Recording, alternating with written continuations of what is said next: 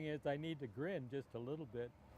And on that note, folks, we're here at the North Andover Common, and I have to tell you, early in the history of this town, this was the center of activity known by the church over here, and also flanked by the hay skills on the other side and the Historical Society.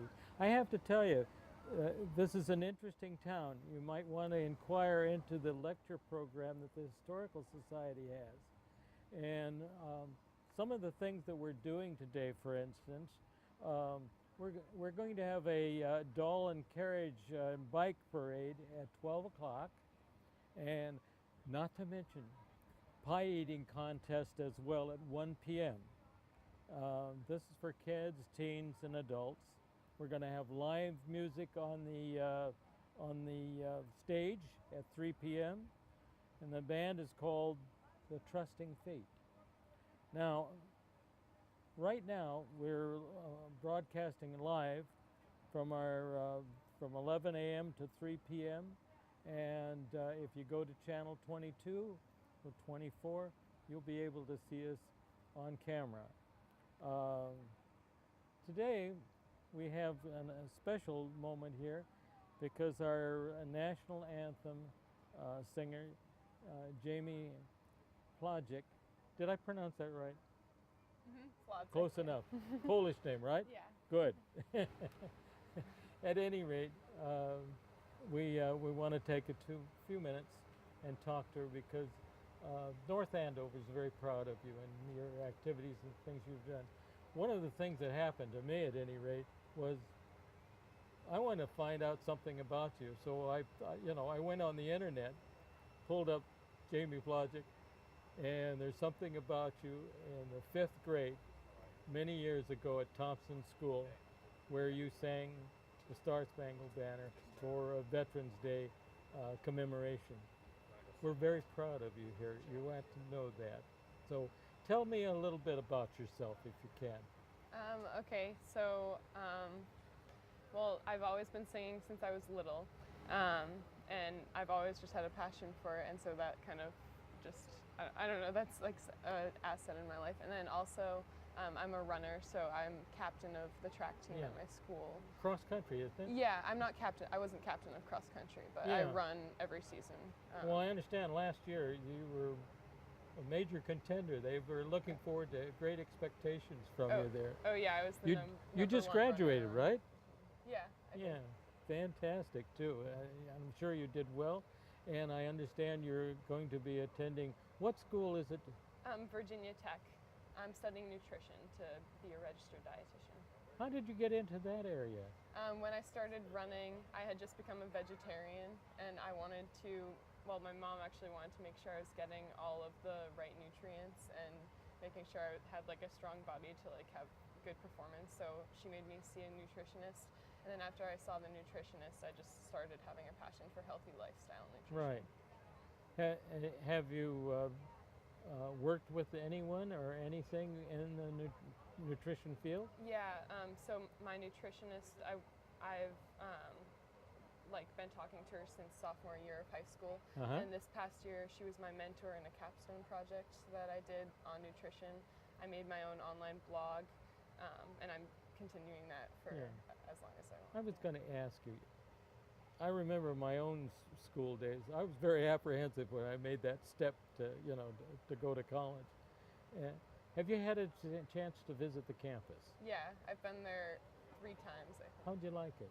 I loved it. That's why I chose it. Those are the things that are going to be one of your most memorable experiences throughout and will last throughout your life.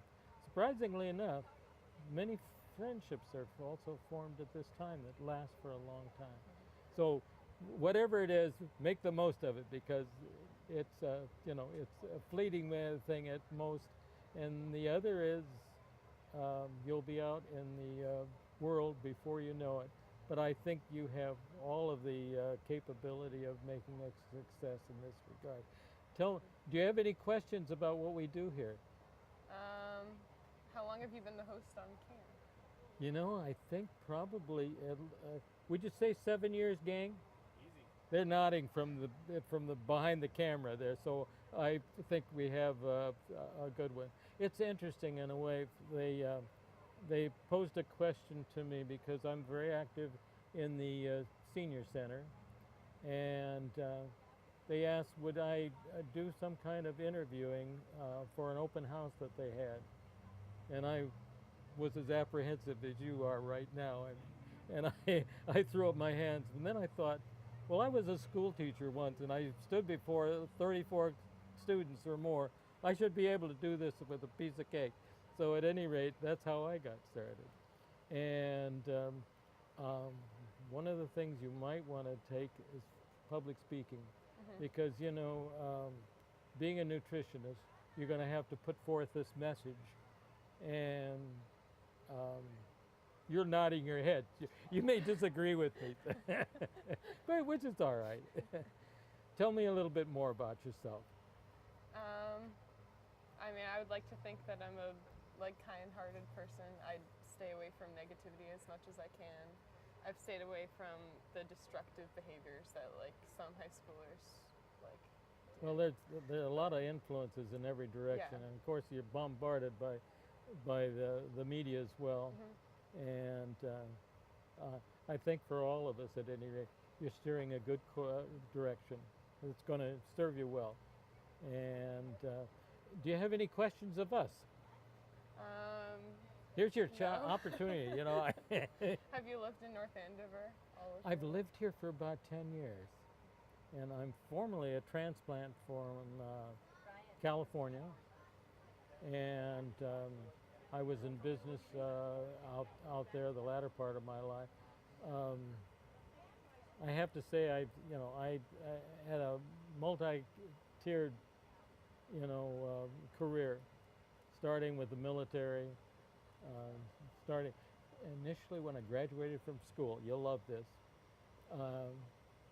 I was very timid, if you can believe that could be the case. And I elected to become a salesman, and I went to work for National Biscuit Company in their internship program.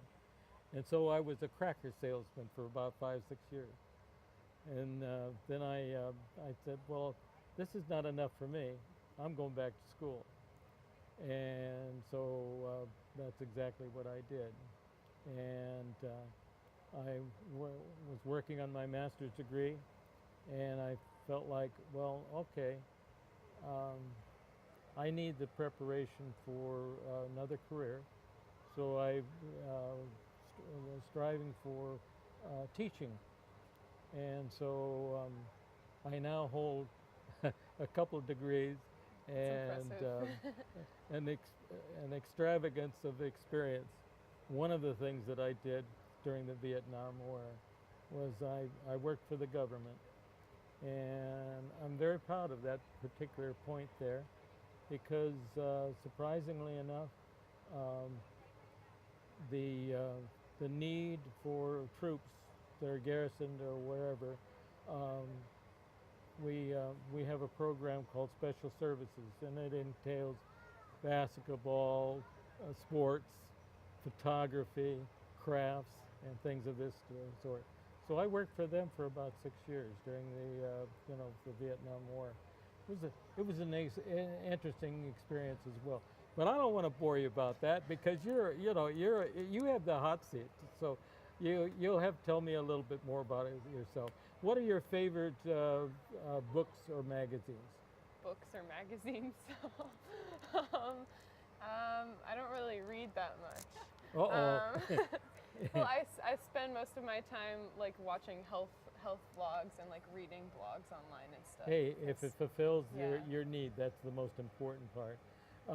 We're running a little over time as such there, and so we're going to wind this up. But I've enjoyed chatting with you and just taking a few moments, and I hope we didn't make you feel too apprehensive either.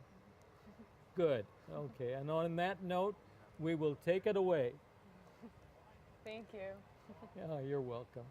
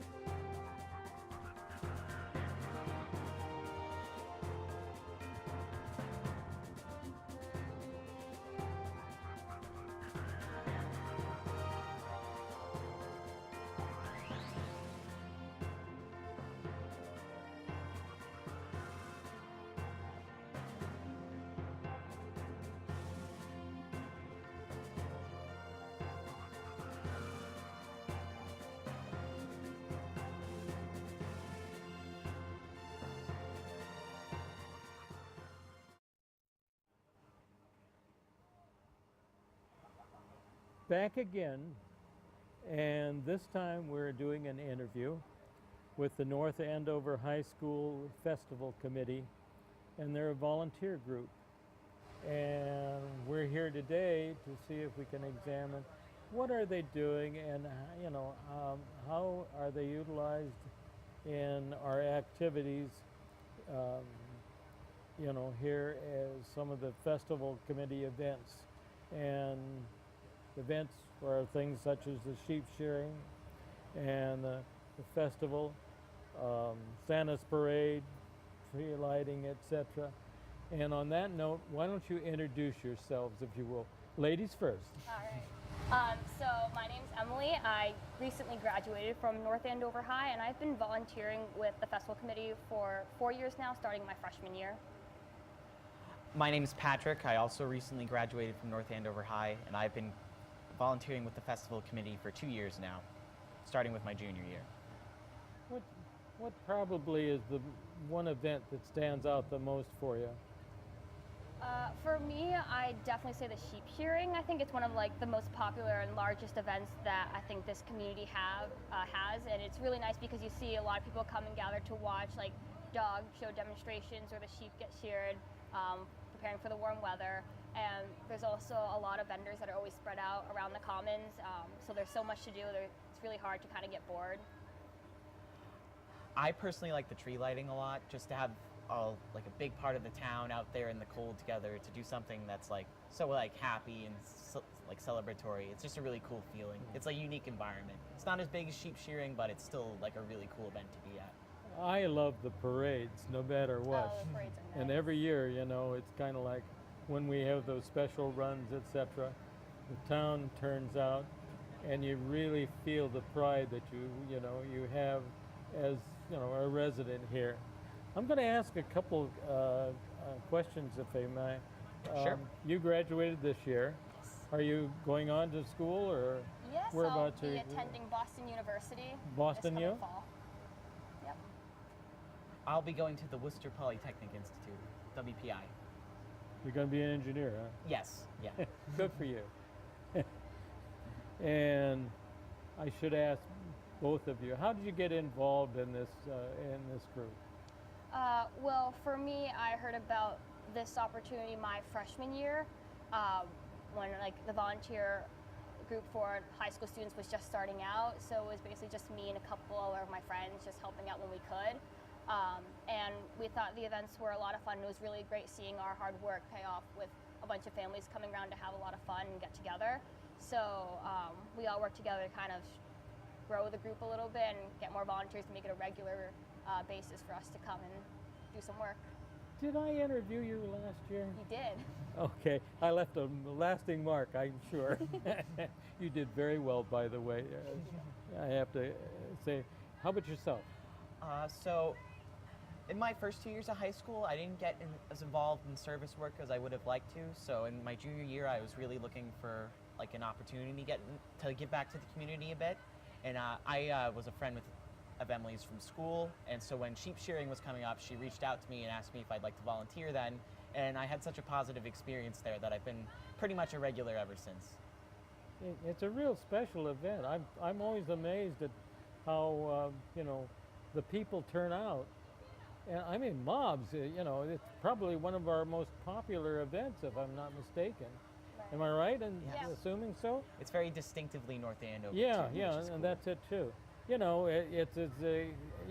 like here on the common here, a lot of people don't realize, for instance, this was originally a pasture for oxen. Oh. And that's how far back we go there. Some doctor, I can't remember his name, but at any rate, he owned the land, and this has been an area for the community to gather, and it's surrounded by the hay scales on one side. On the other over here, we have the brick building, which is a storefront these days, and over on the other side there by Mass Avenue, we have the Historical Society. And I can't stress enough, at any rate, you know, their activities and just putting forth the message of what North Andover is all about.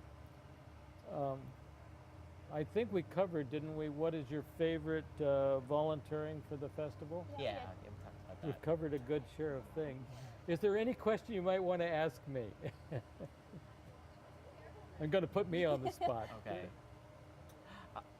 How long have you been involved with North Andover festivals like this? Well, I would say my wife is close by, and she'll attest to the fact that I'm a transplant because originally I was from California. I was born there, raised there, educated there, and somewhere or another we got together here in North Andover, and so it's kind of like my home away from home, and it's become the most important part of my life. Yes. So that gives you some idea, at any rate, you know, where we're from. Yeah. So, on that one, did you have some comment or thoughts? Did I? Well, it's just I feel like that reflects like the nature of our community really well. Like it's close knit, but it's also welcoming, which I appreciate. It is, yeah. I've always felt like this is a friendly town. Many years ago, when I was stationed in France, I lived on the community, and I would walk, you know, walk to work, and there was a thing where an individual would greet me, bonjour, monsieur, and or mademoiselle, whatever the case might be. Yeah. And it was a very friendly feeling and a good way to start the day. I've incorporated it ever since. I walk this common every day, and pretty close at any rate. And one of the underlying things is I always greet every individual, and it's a good way to start the day. Yeah. And on that note, I'm going to say thank you both for your efforts and your future educational experience. Thank Thank you. you very much. And a real successful one as well. Make the most of it. College years are the best time of all. They really are. It can be at any rate. Yeah. And on that note, we thank you very much for just joining us for a short time and blending in with the spirit of the occasion. Yes. Thank you. Thank you. Oh, you're welcome. Thank you. Yeah. We're going to do it this way. Yeah. Okay, that works. That's fine. Thank you all. Thank you.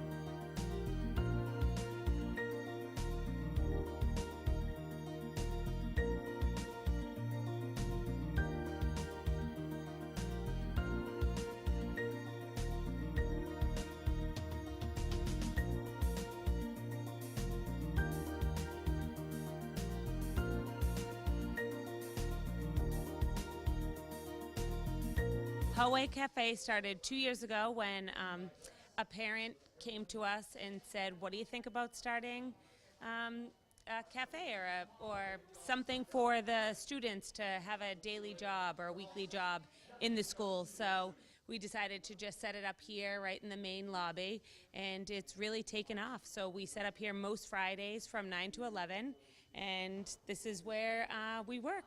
The teachers think it's fabulous. They are excited. If we skip a week, they ask us why. They look forward to it, and we've done the additional online bagel orders, and they love that. That's been a great success. We tried to go the healthy route, and that didn't go so well. So they like the muffins and the bagels. We have coffee donated by Perfectos.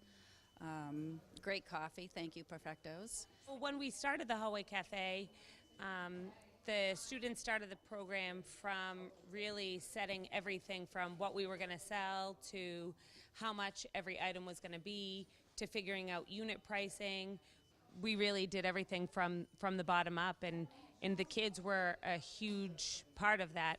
They came up with the name Hallway Cafe. They were the ones that came up with the logo, Hallway Joe. Mrs. Barron is the one that made these aprons for everybody, and Miss Tompkins is the one that drew our Monkey Joe and the logo. Do you like working at Hallway Cafe? Yeah. What's your favorite thing to do for the cafe? Cookie And the money. and the money. She's our money man. We will not be working this summer. We will pick it back up in September, and like I said, we're open pretty much most Fridays from 9 to 11 in the main lobby. Hallway Cafe started 2 years ago when a parent came to us and said, what do you think about starting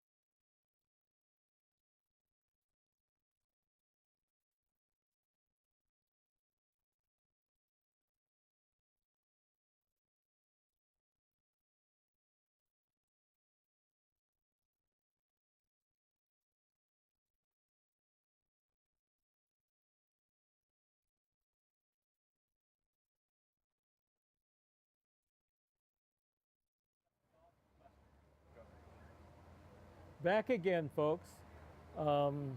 This morning we have the opportunity of interviewing a young aspirant for political office.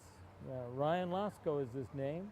And introduce yourself, if you will. Well, thanks for having me, Lester. Yeah, my name's Ryan Lasco from town, North Andover, running for state rep, 14th Essex District, to replace the seat vacated by Representative Diana DeZoglio. So that's what we're out here That's a campaigning. lucky move for you, in a way, I think. Right. Capitalize upon it. And this is your first time, am I right? Yeah, first time running. So it's been a exciting experience from the beginning, and we're just getting started. Right here today, beautiful celebration on the Common. So it's gorgeous. It really is. Yeah. So I was gonna ask you, what school did you graduate from? So I went to Westfield State University right after I graduated North Andover High School, and so I spent 4 years at Westfield State. Loved the school. Great. Well, you were a class officer or something there, weren't you? I was fortunate enough to be elected class president at the end of my freshman year. Your charm should have taken care of it all. Yeah, you're too kind. You're too kind. But yeah, no, that was actually, well, I guess that was my first election. Oh, okay. I guess. Not as exciting as all of this, but it definitely was my first election, and we were able to win, and I was able to serve as class president for 3 years. What did you major in, may I ask?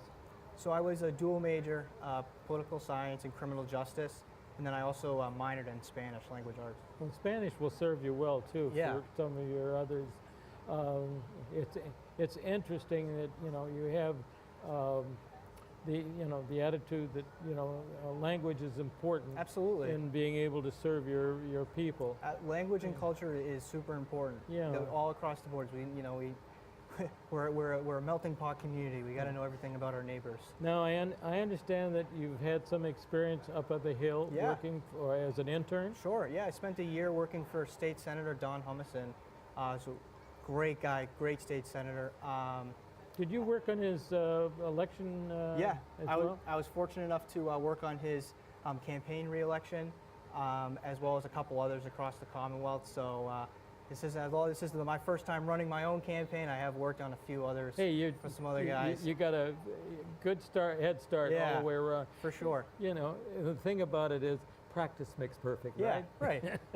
We're doing our first interview. So absolutely. By the time we do the next one, we'll be pros at it. I'll be for sure. looking forward to that opportunity. Yeah, I really am. Absolutely. And you're a very personable young man. Thank you. I have to say that one of the things I wanted to touch base on, I understand that you just were working for the DA's office in one of the towns. Yep. Tell us a little bit about that. So right after I graduated, I actually had the opportunity to do an internship in the district attorney's office in Springfield, and then they hired me. So that was, so everyone talks about, college kids, it's hard to get a job. So fortunate to just get a job right after college, and such a rewarding job. Working with victims and witnesses in the district attorney's office who get thrown into the system and have to navigate the channels.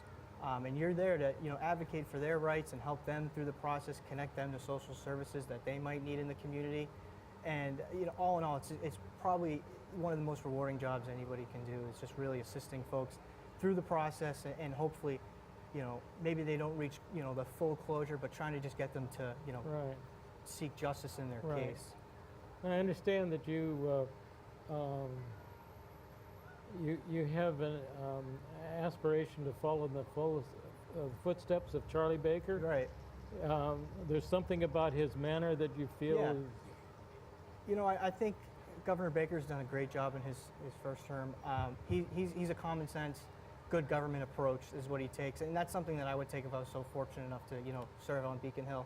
Being able to reach across the aisle and work together, know that we all have differences and opinions, but we have to respect each other's opinions and come to the table and figure out how we're going to legislate and how we're going to bring good government back to the taxpayers, and not losing the fact that we are there to serve the taxpayers first. And I think that Governor Baker's done a good job with that, and I want to continue and be a part of that. I was encouraged by one of your statements that you felt it was important to be able to reach across the aisle to our opponents there, For sure. as such there. And there's so much dissension in our government these days. It's a turnoff for many of the Right. voters. Right. And Absolutely. And as a young person, I think I can be a mouthpiece for, listen, I'm a young person seeing what's going on, and I want to come in, make it better. If for the folks who've maybe lost a little bit of faith, don't worry, there's a younger generation, and we're here to, make it better if you're a little turned off from government right now. So, well, I think you've covered some of the important parts Yeah. about being a successful politician. Yeah. You're going to go far, my friend. yeah, well, You really are. I appreciate it. Thank you.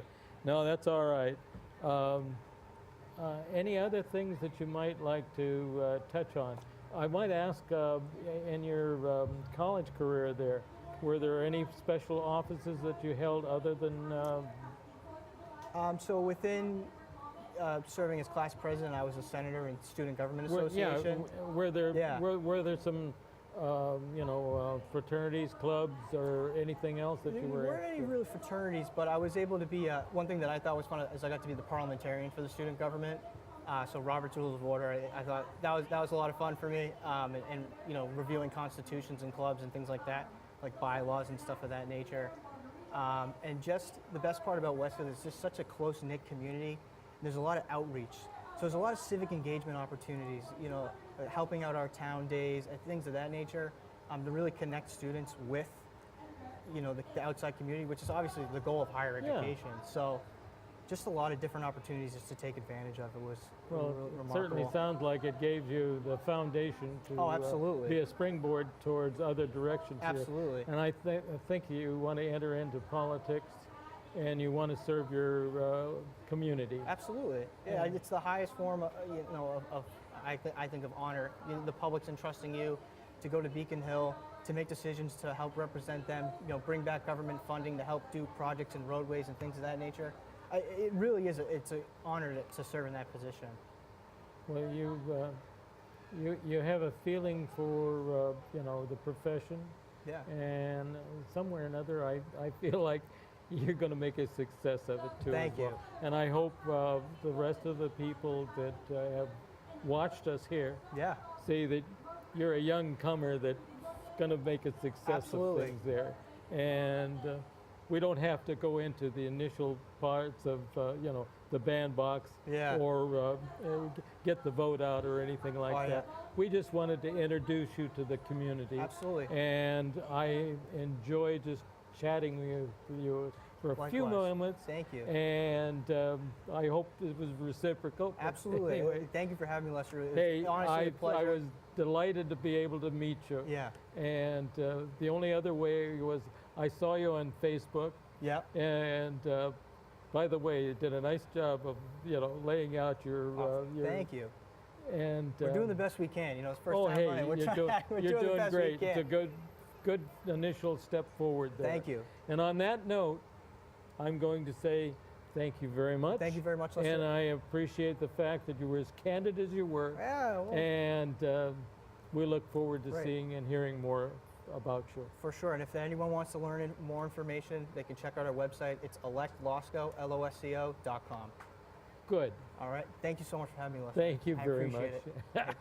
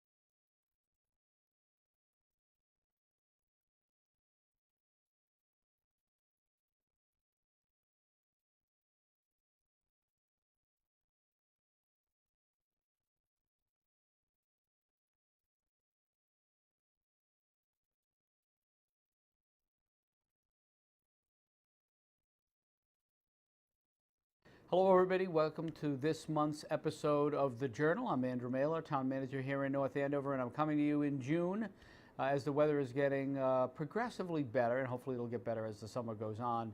Our students are still in school, so be mindful of that. They don't get out of school till June 27th this year, and hopefully that won't be the case in future years, and the weather will be better.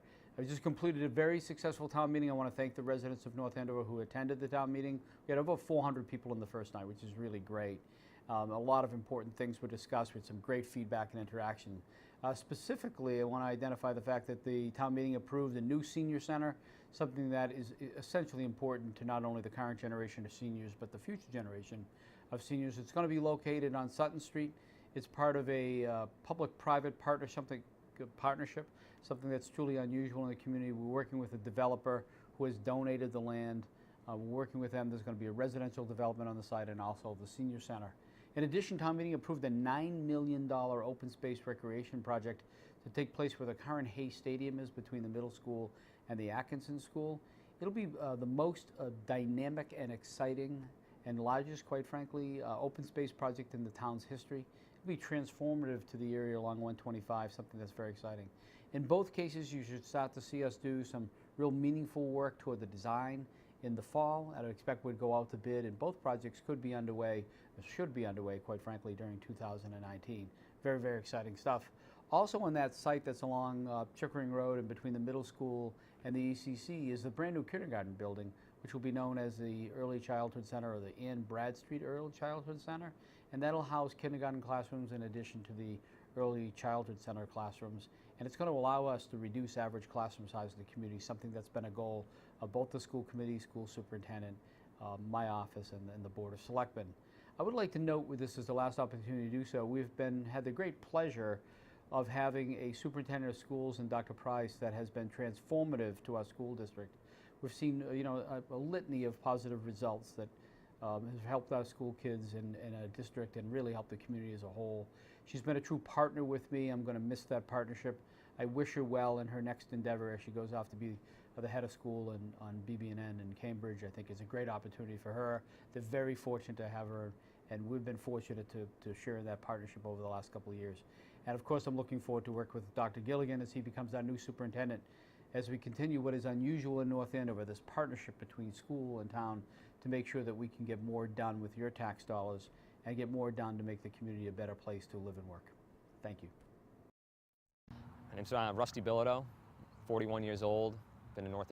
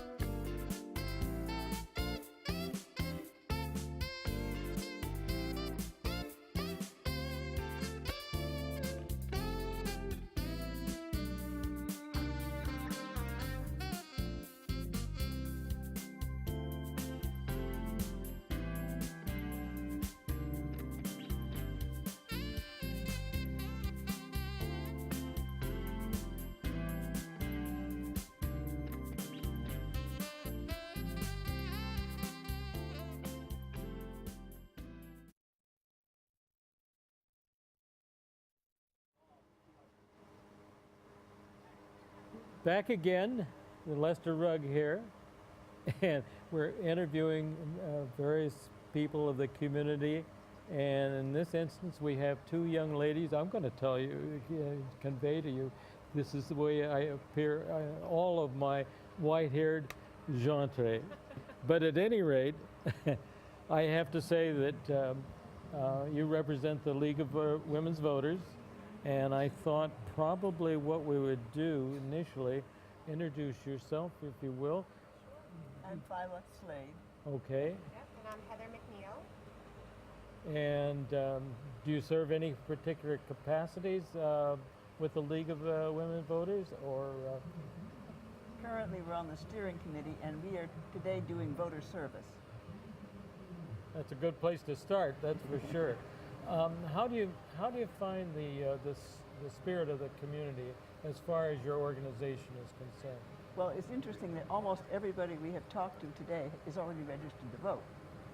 We have the slips, should they not be registered to vote, and that can be done also online, and we have information on that. So we're ready. You're ready, absolutely. Let's see here. I'm going to look at some of my notes for just a second here. I'm supposed to ask, why are you here today? I think you pretty well filled it out there as well.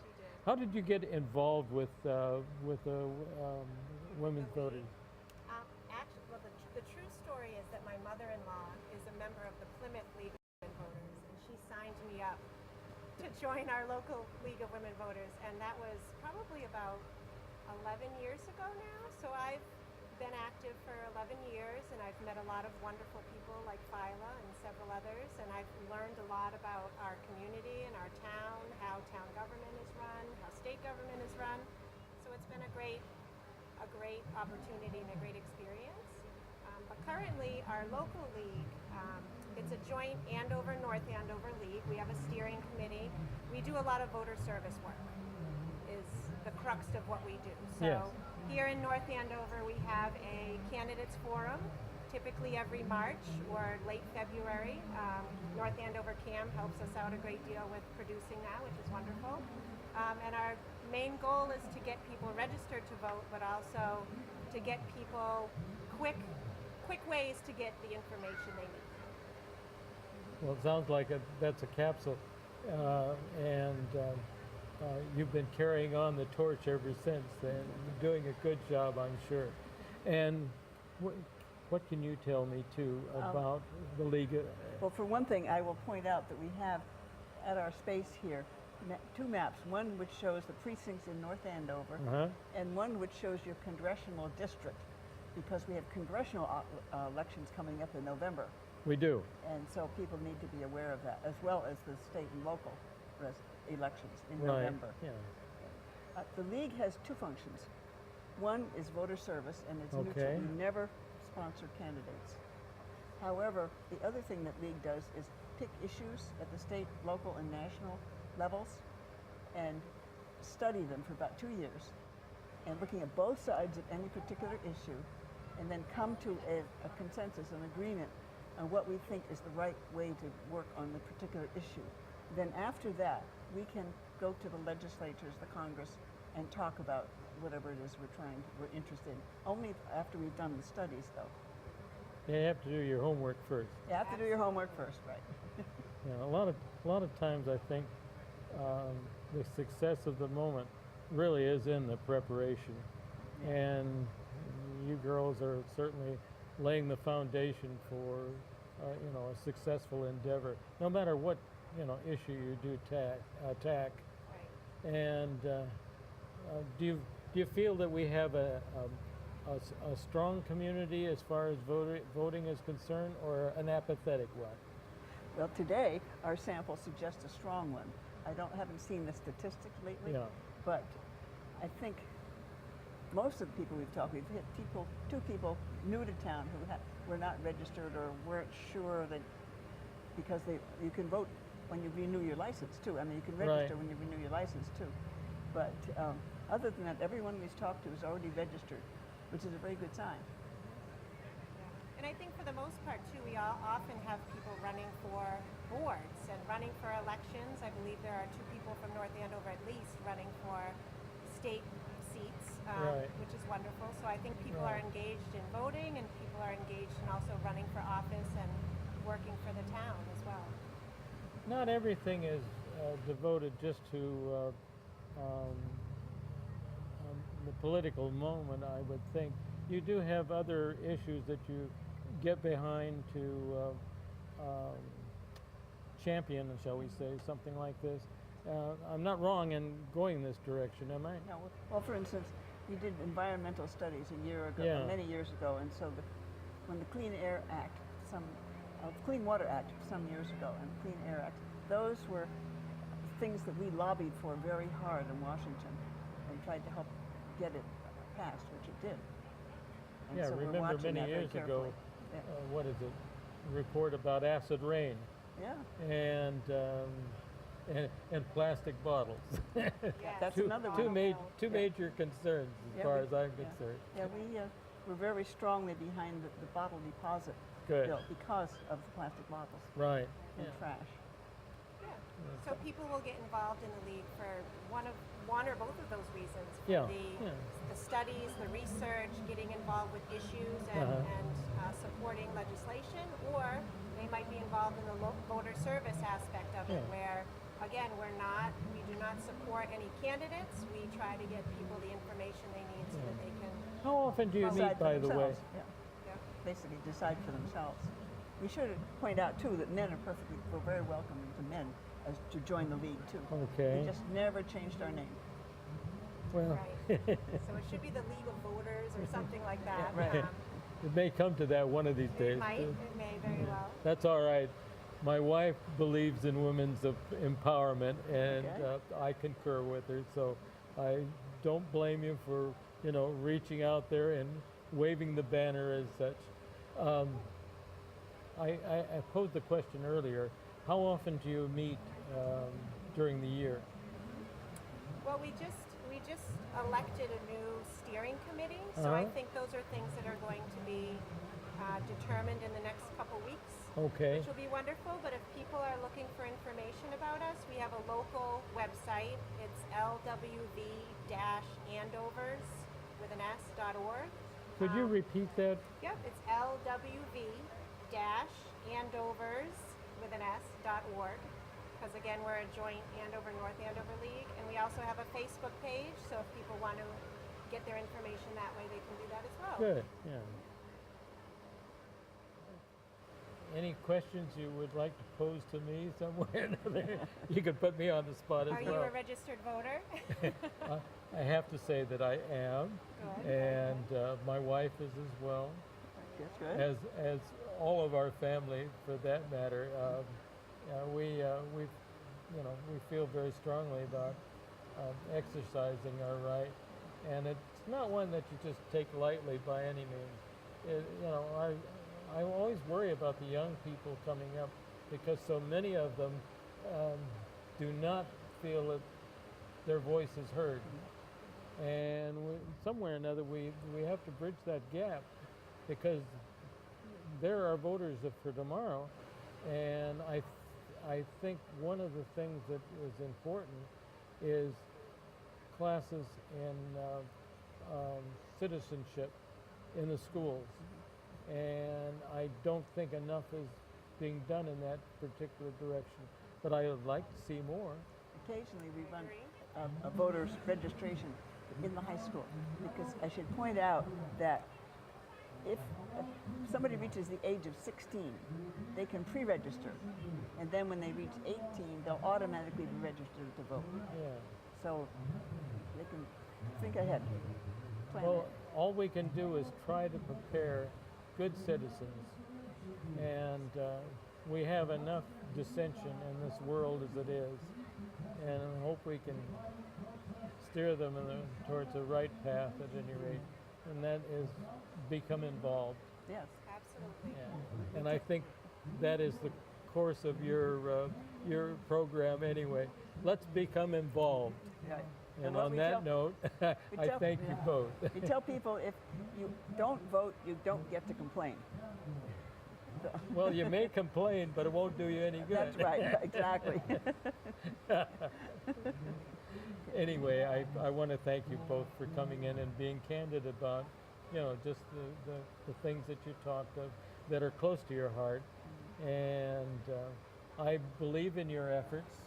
Thank you for having us. And I thank you both very much for your contributions. Thank you. And I'm glad that you're out here today to wave the flag and not only do that, but tell us just what's going on. Thank you so much. Thank you. Thank you. And on that note, and on the behalf of CAM, I thank you as well.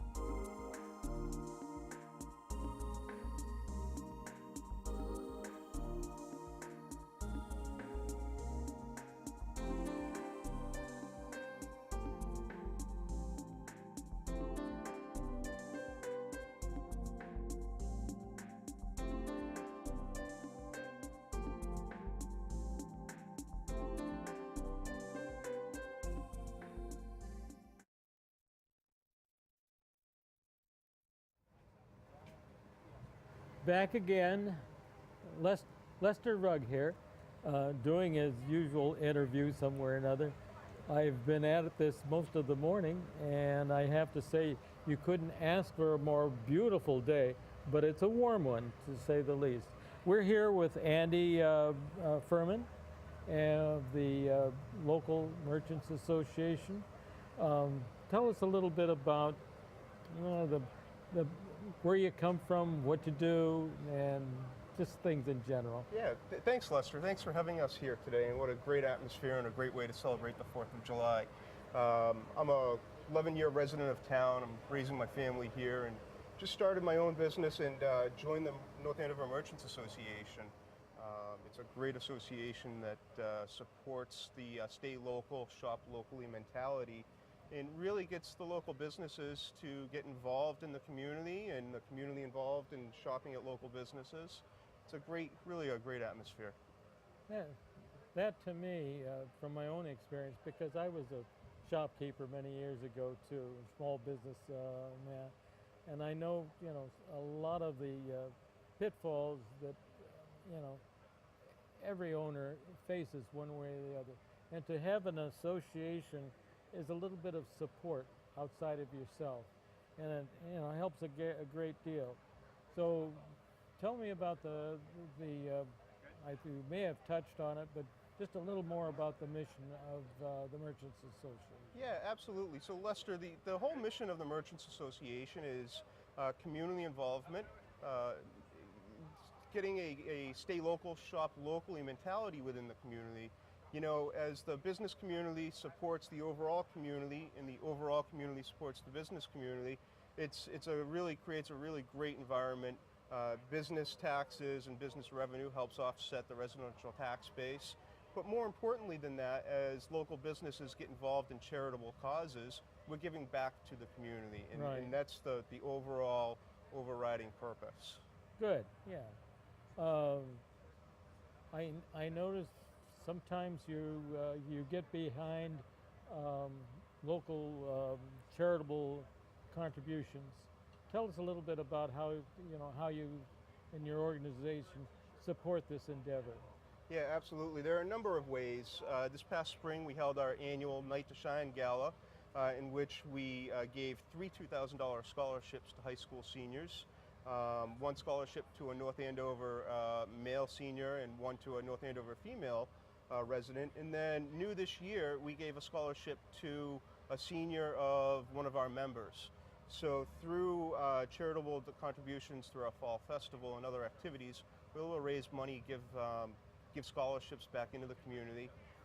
Another way, and this is something I don't think a lot of residents realize is out there, we have a sports scholarship, and what that allows is for families in need to help pay and offset their scholarships for various sporting activities in town. So we've given over 100 sports scholarships through that. We support the Model United Nations, the North Andover Music Association. And Lester, something that was really cool this past spring, a group of middle school robotics students won an opportunity to go to the VEX World Championships held. Fantastic. Yeah, really cool for those guys. They did a great job. Yeah. And we were able to support that endeavor to allow them to get out to Kentucky for the World Championships. It sounds like you're giving back to the community, and so often, merchants in general are just engrossed in their own direction, just to be able to put food on the table, more or Stay less. afloat, It's yeah. tough being a small business owner. It really is, as you can attest to. Yeah, and that's where I think the stay locally, shop locally, stay local, shop locally mentality comes in. It was interesting. I was recently talking to one of our merchants, and she mentioned, whenever she gets a new customer through the door, she asks, "How did you hear about us?" Yeah. And it's, the response is usually, "What do you mean? How'd I hear about you? You're everywhere." Our local merchants are, attending our sheep shearing festivals, this festival that we have here today, the fall festival, a number of organizations, National Night Out. So it's, being involved in the community there, just in and of itself there helps promote your business. And I think that's a great attribute to have. One thing I wanted to bring out, if I could, we just opened up the farmers market again. Hasn't that been great? You know, that's a wonderful program. I saw it, you know, developing as such, and I hope they carry it forward, and that it's as successful as it was last year, and hopefully even more so. All we need is people to come out on Sunday there and tell us a little bit more about how you put this together. Yeah, there was a separate committee that put that together, and what a fantastic job that group has done. And you talk about carrying that forward.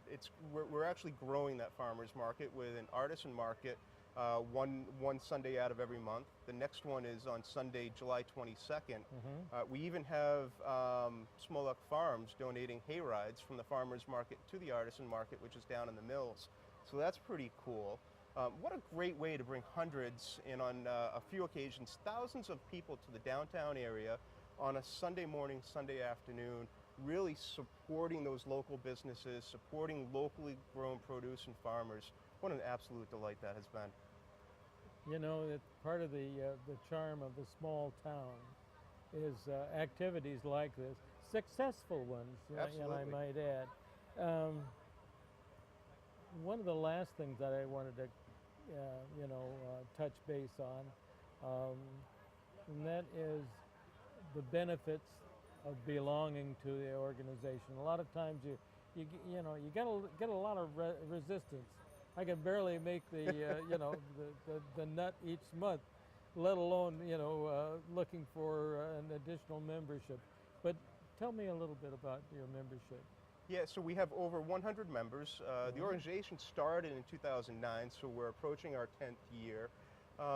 Member benefits, I think the biggest is being involved and giving back to the community. And like I said earlier, it's that cycle. You know, if the business community gives back to the larger community, and the larger community gives back and supports local businesses, then that's going to come back through the scholarships and the other activities that we do. But in addition to that, listing on the North Andover Merchants Association website, promoting your business and your activities in our social media. We have over 2,500 followers on Facebook. The Merchant Scholarship Fund. So there are a lot of ways that members can be involved and be active and promote their business while supporting the local community as well. Well, I know that any association like this, the bottom line is to promote one's business, but this gives an opportunity of a platform for them to draw upon. There is strength in numbers. There's absolutely strength in numbers. And it does make a big difference. Andy, I've really enjoyed just chatting with you, and the thing about that comes across is your enthusiasm. I've enjoyed every bit. Thank you very much. It's our pleasure. Appreciate you guys coming out on a hot day, and hopefully your viewers come down and enjoy the festivities as well. And happy 4th of July to you as well. And to you and your family. Thank you. And on that note, folks, we will see you on our next interview. Bye for now.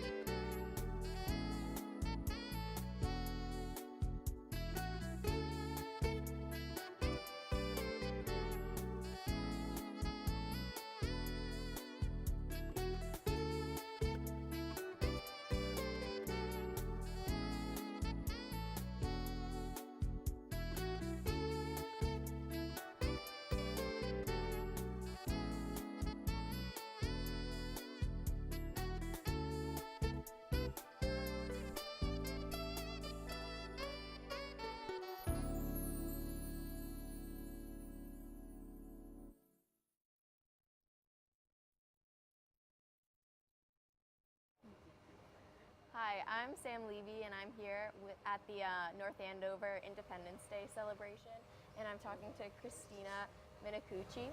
And would you like to introduce yourself? Tell me a little bit about where you're from. Sure. Yeah. So my name is Christina Minicucci, and I'm running for state representative here in the 14th Essex District, so it's half of North Andover, a little bit of Lawrence, a little bit of Methuen, and some of Haverhill. And I'm from North Andover. I was actually born in Lawrence and moved here when I was very young, and spent most of my life here in North Andover. I'm married, and I've got 3 kids, and we're living here in town too. My background really isn't in politics. I've really been in business most of my life, and but I've always been really involved in the community, sitting on the board of directors at the Lawrence YWCA. I've done some work with Lawrence Community Works, and I'm currently sitting on the school building committee in North Andover, as well as the master plan committee. So I've got a lot of community involvement, and so this is kind of an exciting next step. When the seat opened up, I looked around and said, I think that this is a good opportunity for me to do something positive and have a greater impact really on our town and the Merrimack Valley in general. So That's great. And how are you enjoying today at the 4th of July celebration? And what have you been doing here for your campaign? Well, it's warm, but it's fun. I've just been walking around talking to people from town and some voters, some just residents. My kids are sort of going to be here in and out throughout the day, but you know, they're apparently not as tough as me. And I'm enjoying myself passing out literature and just getting to know people. So. Yeah. And what would you like to do if you were elected state representative? And what are your plans? Yeah. Well, you know, my primary focus is I have 3 kids, and they're in the public school system here in North Andover. And so education has always been really important to me, in public education. So that was really what got me interested in, you know, having a representative from our area that has, I say, like a little skin in the game, right? Have some people. And I think it's important for all of the cities and in the district also. And so that's really what got me interested. But things that are really important to me are sort of, you know, creating healthy homes for people and, you know, a more stable environment. So making sure that people get paid a good wage, so equal pay for equal work, and supporting workers and making sure that they can have a good life, and housing, and making sure it's a real crunch here in the Merrimack Valley, and it's a big issue for a lot of people in Lawrence when I'm out talking to people, that there is more housing and safe and affordable housing for people. So kind of all those things together. And that is really important with all the small businesses in North Andover, especially all the ones that we've seen today. Yes, exactly. And so what are your next steps for your campaign? Do you have anything set up that you want to do? Yeah. Well, right now I'm just hitting the pavement, I guess. So I've got myself, and I've got a lot of volunteers who have been great, who have stepped up to help, and we're knocking on doors, talking to residents of all the communities. As well as we've just had some neighborhood meet and greets, and we have a bunch that are scheduled. So people from any of the areas in my district, in Lawrence, Methuen, North Andover, Haverhill, they'll all be getting notifications in the mail and via phone to come and come down to a neighbor's house and get to meet me. So I'm doing a lot of that too. And then just coming to events like this and talking to people. Yeah. You must have heard an impact from the people you've talked to. How do you think the residents of North Andover reacting to your campaign? I feel like I've had some pretty positive response, and what's the most fun about campaigning for me really has been running into people and them saying, oh, I know who you are, I've been reading about you, I'm so excited to support you, and that sometimes surprises me that my name is out there that I don't know.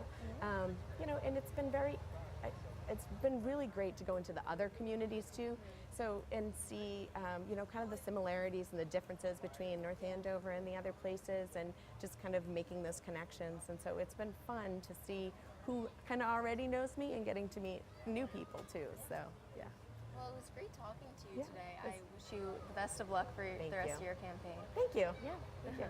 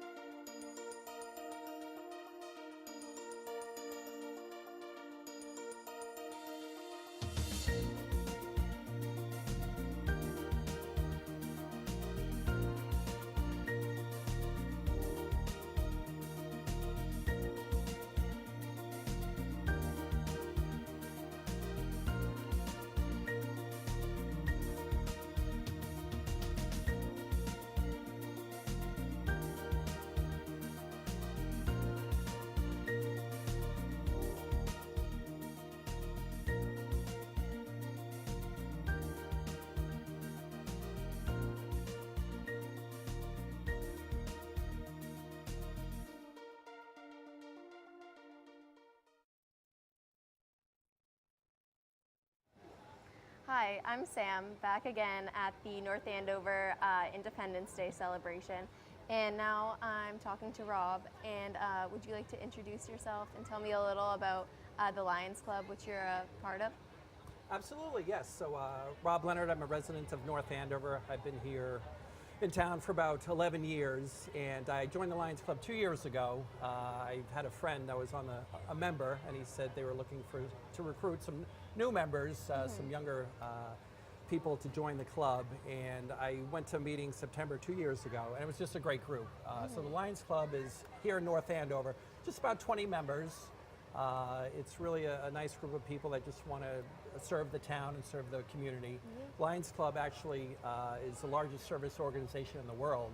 It has over 1.4 million members and serves over 200 countries. So a lot of people are familiar with Rotary and Lions, but they may not be fully aware of what happens in the two clubs. The Lions really kind of specializes predominantly in eye research, eye care. You may have seen a Lions iMobile around town or in other communities where the iMobile will go into town, you get a free health screening, and they check your eyes for glaucoma and other reasons. So the iMobile, hopefully we're going to have one in town the next year because they're getting a new mobile van. So the Lions Club also in Houston after the hurricane last year, they were one of the first service organizations on the ground to help victims of the hurricane in Houston.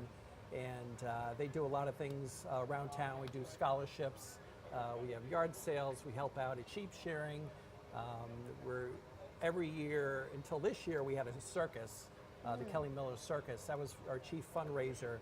But this year, the Kelly Miller Circus had a transition ownership, so they didn't come to New England. But so we do lots of little things kind of behind the scenes, and one of the things that we like to do for the community, again, is scholarships. But it's a huge organization. A lot of towns surrounding have Lions Clubs, and again, not very well known, but we'd love to get more members and kind of make people more aware of the work that we do in local communities. Yeah, and would you like to expand on how you do try to get more members involved in your club, and how you can grow it so that you can have more service opportunities? Sure, you bet. And in fact, so like at the sheep shearing, for example, about a month ago, we had a booth. We were serving hamburgers and hot dogs, but it also kind of talking to people that came over and saw us, saying, you know, if you'd like to join the Lions Club, we're looking for new members, especially younger members that could help out and give us a little bit muscle behind some of our events. At the farmers market last year, we were there many times. We had a booth, and we were just trying to talk to people and see if they would be interested in becoming members. We find that a lot of people do become members kind of at the end of their careers and when they're retiring, and then they wanted to get involved in the community. But we're working in Boston or working somewhere else 40, 50 hours a week, and they just didn't have time to serve the communities. So a lot of it's just word of mouth, and again, we're trying to do a little better job of getting more people involved. Yeah. And how can they join this organization? Is there like an online website or just someone to reach out to? Sure. So there's the North Andover Lions Club has a website, so just Google North Andover Lions, and you'll find us. We meet the second Wednesday of every month at Joe Fish. So actually, the nice thing is also we once a month we meet, and we have a really nice meal at Joe Fish. It's usually 20 to 30 people. It's great to meet people, to talk to other people from the community. Sometimes we have Lions Club members from other communities that will come to our meetings. So again, the second Wednesday of every month at 6:30 at Joe Fish. So you're welcome to come anytime as a guest. Or you could call me at Rob Leonard, 978-258-1178 to get membership information. But again, Google North Andover Lions Club, and we do have a website, and they get information there. But between our monthly meetings and just being involved in the community, if you ask enough people, usually somebody knows somebody, a member of the club. Yeah. And what has been your favorite service opportunity that the Lions Club has provided, specifically locally?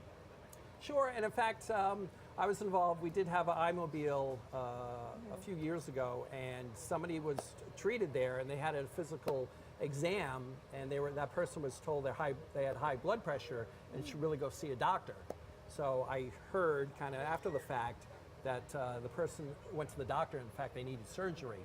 So again, this iMobile does a full kind of a screening with blood pressure and other things. And so for the, maybe some members of the community that don't get to a doctor every year, if we do have this iMobile, hopefully in the next year, we'll advertise it to get involved in that, go get a physical and check your eyes.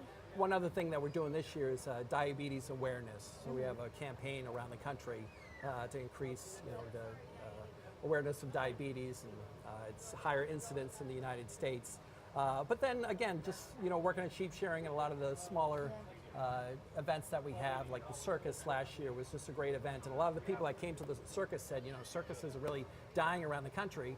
And we had elephants at the circus, and some people said, this is the only opportunity I'll ever get to see an elephant, because again, circuses are not as prevalent around the country. So a lot of people were very appreciative that we actually hosted a circus, and they could see the North Andover Lions Club Circus for a very nominal price, and that was really a nice event as well. Yeah, that is really great. Right. Is there anything else you would like to talk about the Lions Club? Again, if you're young or old or just looking to get involved in the community, it's a terrific group. The North Andover does not have a Rotary Club, and the town of Andover does not have a Lions Club. So it's not just for North Andover. We have some people that are members that come from other communities. So if you're listening from another town or know somebody in another town that wants to get involved, it's a great organization, about 20 plus people. Everybody's really dedicated to it, and even if you just want to start slow and just come to our monthly dinners. We just had Andrew Maylor a couple months ago, the town manager. We had Diana Zazzaglio, our state rep. She spoke. So we try to have some interesting speakers as well. So it's a social group, but also we try to do good things for the community. Great. Well, it was great to talk to you and to learn about the Lions Club. Thank you so much for being here. Thank you. I appreciate your time. Thank you. Thanks. Yep.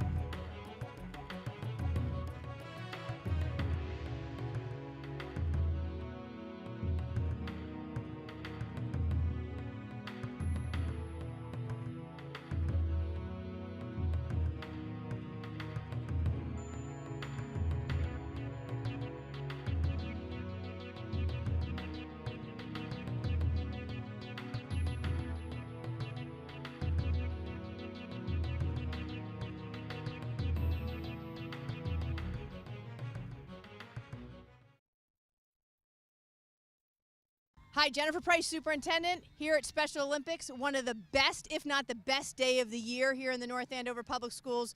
So great to see all the kids out there competing, all the other students out there supporting. I have to tell you, when we think about RAISE and we think about inclusion and service and empathy, it doesn't get better than today.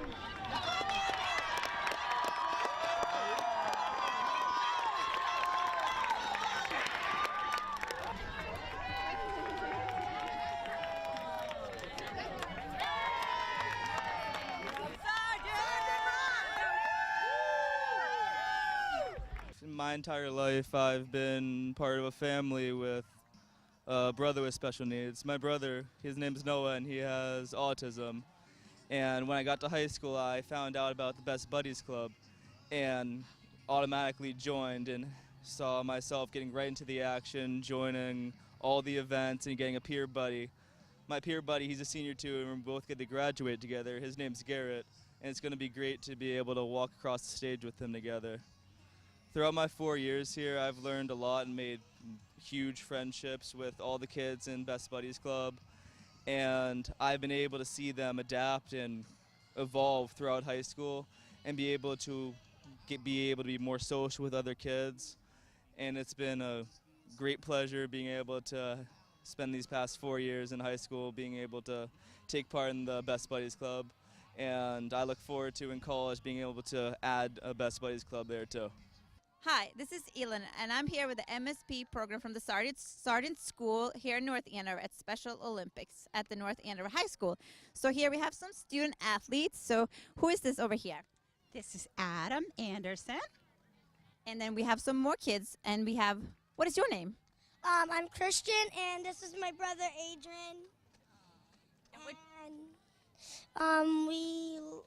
I like playing with him a lot, but he does move around, and sometimes he does take off my glasses and like hit me sometimes and pull my hair a lot.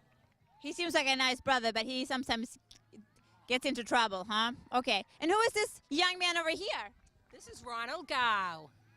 Ronald, how old is Ronald? Ronald is 7. Ronald is 7. He's a first grader at Sergeant School. And then we have some staff over here. This is Miss Julie.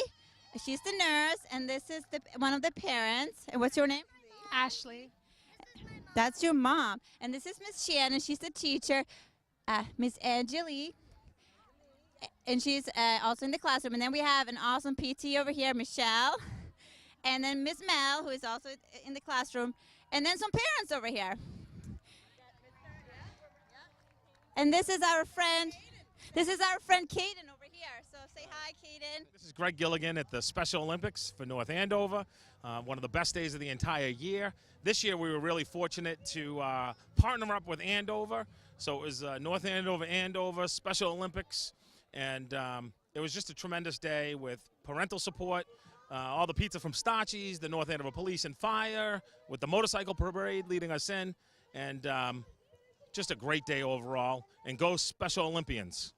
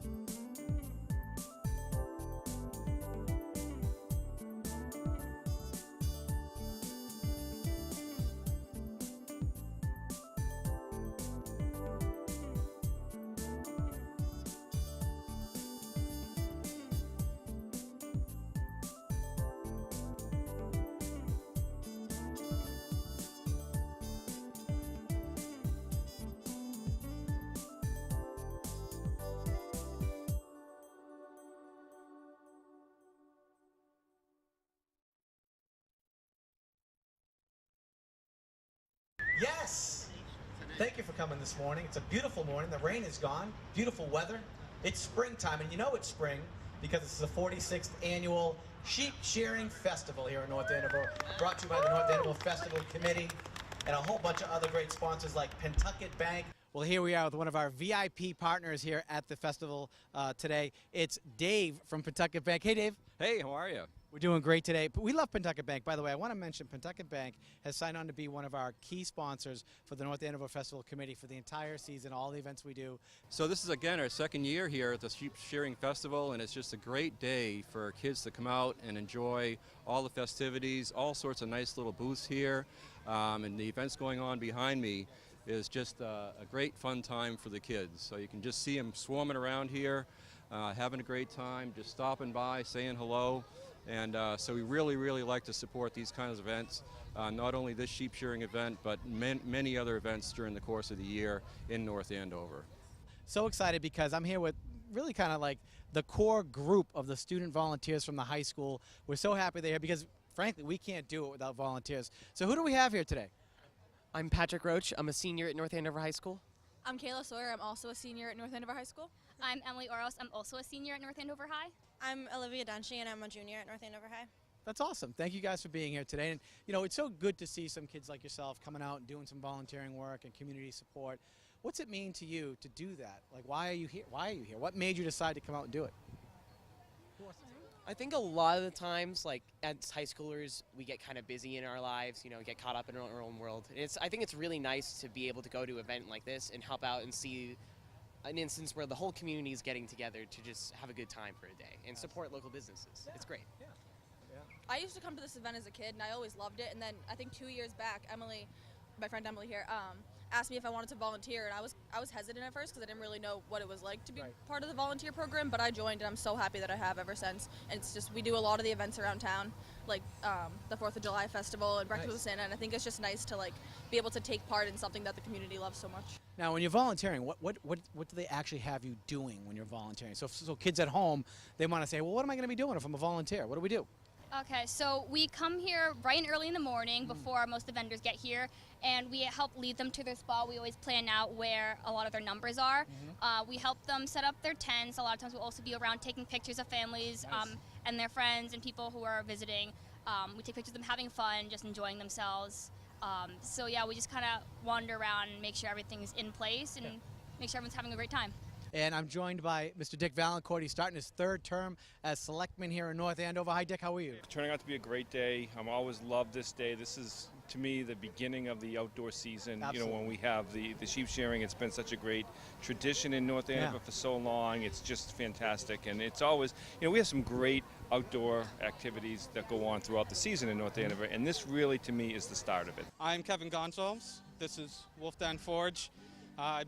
Backyard blacksmith, really. I'm actually started at my father's house in the backyard, and now I am in Salisbury, Massachusetts. I do more of this in my backyard, and I've been coming to the fair about 3 years. I've been doing this for about 8, and I just absolutely love it.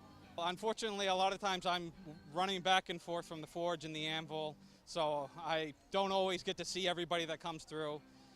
But, I mean, as far as I can tell, we usually tend to pull in a big crowd. Everybody seems to love it. I know I see a lot of kids coming around, so they're always asking questions. So AFC Urgent Care is an alternative to the emergency room. So we can handle anything from suturing to sprains. We have x-ray machines. We do flu shots. We kind of do a little bit of everything. So the community uses us as a resource rather than going to the emergency room. So.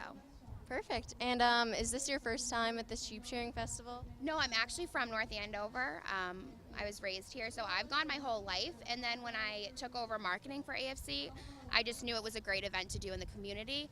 And the owners love to be involved in the community, so we come every year and we set up a table. And this year we're actually partners with the festival committee, so we'll be doing all the events with them. And we love coming here. It's a great event. The sheep shearing's awesome to see. The pony rides, there's so many vendors, and it's a great way to get the community together, so we love to come out and see people, familiar faces, so it's a great event.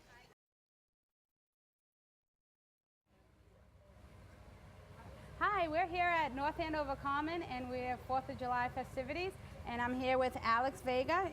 He is running for the Registry of Deeds for the North Andover, for the Essex County District. Yes. Hi, welcome. Thank you so much So for having me. tell us a little about yourself. Sure. My name is Alexi Vega. I am running for Northern Essex Registry of Deeds.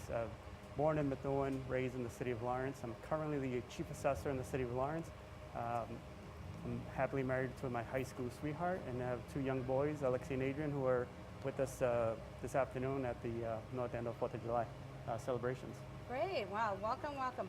Why are you running for the? Well, I believe that the last two candidates that the Registry of Deeds have been no-show, lifelong politicians, and I plan to change that by being the face of the office and representing all four communities and supporting the staff that's currently there. You know, the bad stigma that the registry has had over the last 12 years, felt like I needed to do something about it, and I'm not happy with the current political climate of our country. And instead of complaining about it, I'm doing something about it. That's why I'm here, and I'm running for Registry of Deeds, and I hope to bring positive changes to that department. Oh, that's wonderful. So you said the 4 districts. So what towns will you be representing? Yes, so the 4 towns of Andover, Lawrence, Methuen, and North Andover. Oh, wonderful. So if you're in any of those districts, remember him for your votes. What does the Registry of Deeds do? So the Registry of Deeds, I'm currently the chief assessor in the city of Lawrence, like I mentioned earlier. The Registry of Deeds is the legal department, houses all the legal records for all the real estates in the 4 communities. So whether it be your mortgage, your plot plans, your tax title, that's where all the documents are stored and recorded for permanent, lifelong.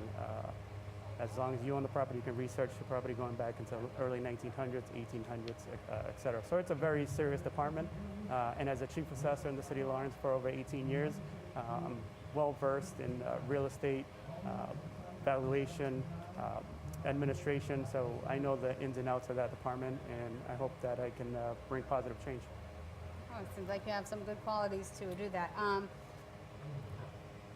What other questions? Yep. So I do have a webpage. You can find all my information on there. It's voteforvega.com. We also have our Facebook and Twitter accounts on those on the webpage. So we do have most of our events that we've participated in over the last several months. We've been having positive feedback from all 4 communities. The campaign has been going tremendously positive. We were the first candidate working full-time. It's been difficult to run a campaign, but we've managed working 40 hours a week and full-time as a candidate for Registry of Deeds. We're the first candidate to make the ballot and the first Latino in the Commonwealth of Massachusetts to also make the ballot. So we've been working hard, and we definitely need your support on September 4th to bring positive change and bring a different image to that department. Oh, wonderful. That's what I was just going to ask when the voting is. So September 4th, come out to the polls and vote. And I wish you luck. Thank you so much. Thank you. If I can add the webpage one more time, it's www.voteforvega.com. Thank you so much for having us.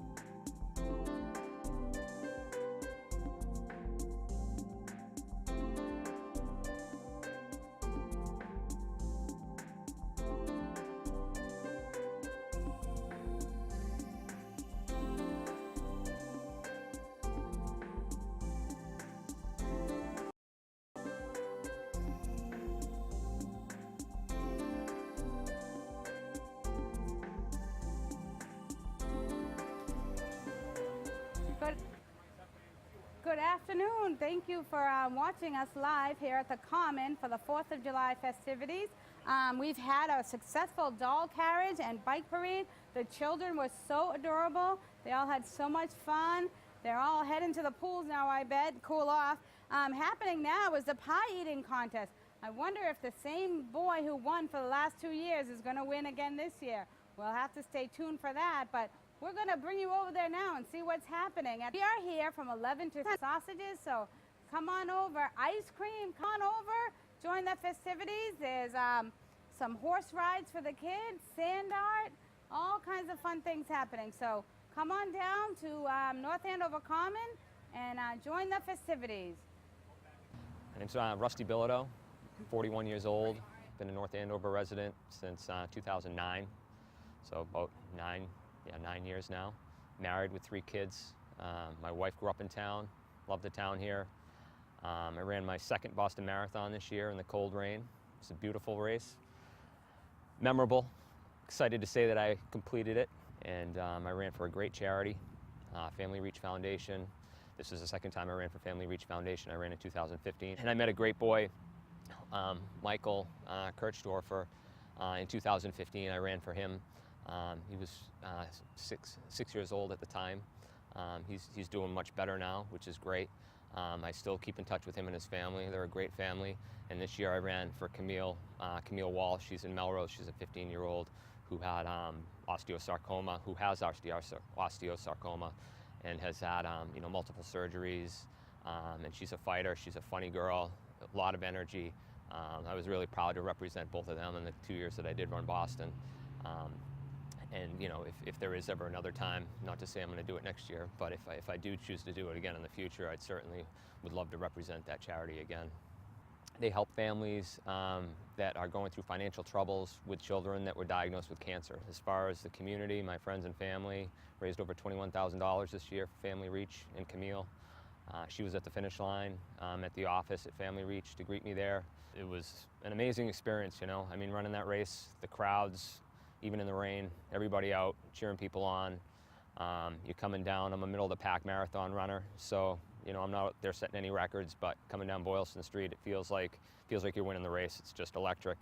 Something that you have to experience to actually believe. I mean, I started running maybe 12 years ago, so right around when I was 30 years old. I wasn't much of a runner growing up. I played a lot of sports, but didn't necessarily go up for any runs. And not really until I came here to North Andover, I met up with some friends that told me about a club in town, the Borderline Running Club. And we meet here at the Common every Saturday morning at 6:30 and go out on some runs, 4-mile runs, 20-mile runs. Trained with a lot of people for this year's marathon with them. It's been a great group of people, some of my best friends that I've made through the club.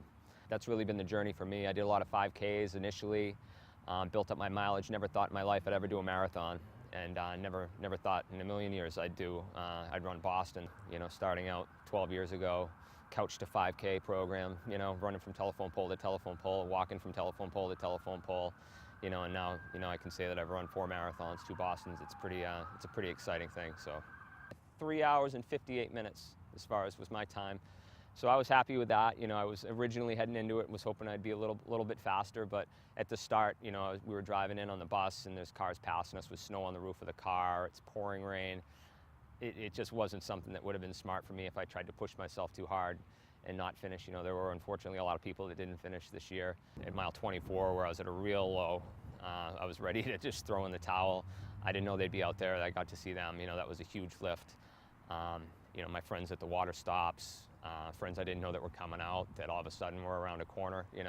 It's an amazing event, and it was just really, really, it's humbling to be a part of it, and not just the running side of it, but on the fundraising side, experiencing the generosity of my friends and family, the community, is really a humbling, mind-blowing experience.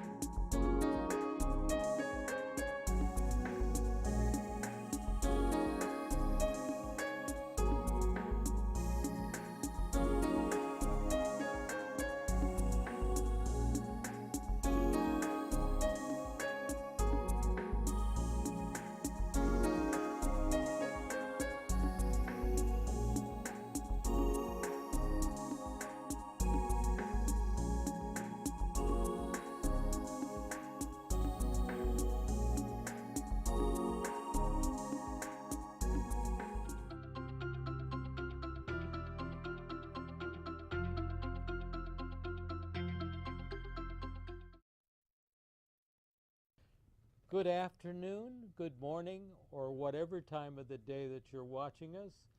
Lester and Irina here to say hello. Hello. And I want you to know that this is July National Blueberry Month. The reason that I know that is I looked in my refrigerator. My wife made sure that we had some.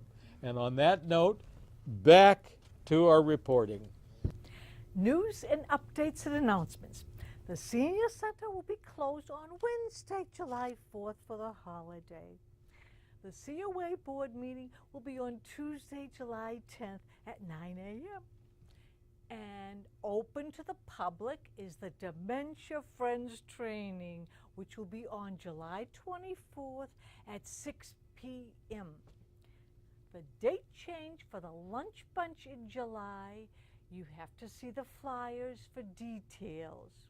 Lester, what else do we have? You know, don't miss these day trip events. You know, for all day trips, the bus departs at 9:30 and the cost is $6. And you own your own direction for lunch. You're on your own. On July 6th, we'll head to the Gore Place Gardens in Waltham. On July 12th, let's go shopping. We'll be heading to the Tilton Outlets. We'll be going to visit our state representative, Diane DeZoglio, at the State House on July 4th. Before we go any further, that I want to emphasize is probably one of the outstanding trips of the year. And I'd like to see more people out for this especially. On July 18th and on the 20th, we'll be heading to Rockport for shopping and sightseeing. Believe me, that's a must. You can sign up anytime for these trips by calling the reception desk at 978-688-9560. I'll repeat that, 978-688-9560. And Irina, what else? Don't miss these special events. Breakfast with the Chiefs of North Andover to benefit the Alzheimer's Walk. The breakfast will be on July 26th from 9 a.m. to 10:30 a.m. The cost is only $3. Lester says don't forget to wear your purple bracelets. On July 14th, we'll be having an ice cream social and a cultural Peruvian folk dance. And there'll be lots of goodies made by the Peruvian people.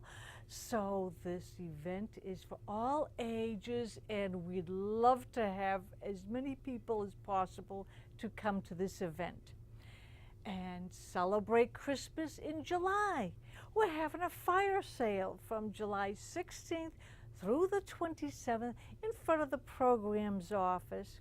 If you stop by and shop, you'll be supporting the End Alzheimer's Walking Team.